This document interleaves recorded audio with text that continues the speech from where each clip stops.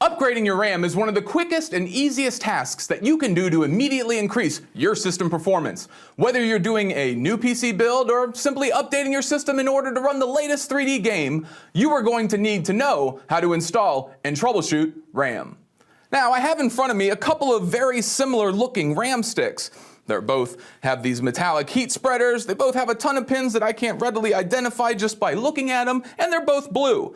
And I want to install RAM in this motherboard, but let's create a problem so that we can apply CompTIA's A+ troubleshooting theory steps to this. I'm going to go ahead and take these nice looking HyperX Fury sticks, and I actually want to install these in my motherboard here. And if you look down, I have a little button here that I slide off, a little notch, a little lever, and I'm going to go ahead and put my RAM in, but something seems to be wrong. If you notice, it doesn't actually go in. Maybe I have it the wrong way, huh? Nope, that's really weird. It doesn't fit at all. And in fact, if you look, no matter which way I put this RAM, it doesn't actually line up with the notch on the actual RAM slot itself.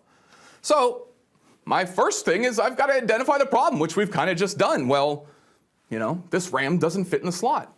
Why? Well, let's move on to step 2 and establish a theory. My theory right now is that more than likely, this is the wrong type of RAM.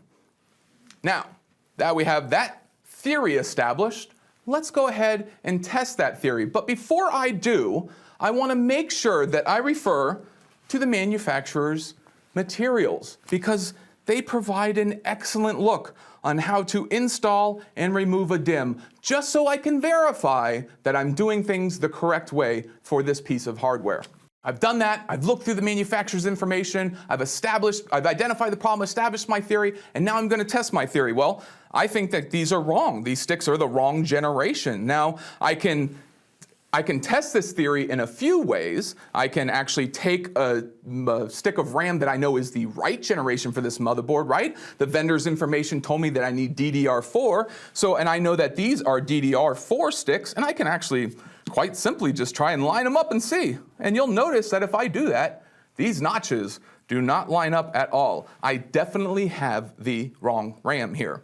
So I've identified the problem, I've established a theory, we've just tested the theory because our DDR4 RAM sticks do not line up, and I know that this is a good pair. So now we're going to establish a plan of action to resolve the problem and implement our solution. And that's quite simple. I'm going to take the known good DDR4 sticks that I have, and I'm going to set them in to their slot and push them down until they lock. Boom. My RAM fits in there. I know that my problem I identified was sound, my resolution works, and now all I have to do is plug this in and verify full system functionality. And now the final step comes, the most important one: document the findings. You always want to make sure that you keep a running log of all these little neat tips and tricks and things that you discover when you're out in the field and you're working with computers. If you keep that log running and if you keep those findings and outcomes documented well, you're going to have one heck of a resource going forward in your IT career.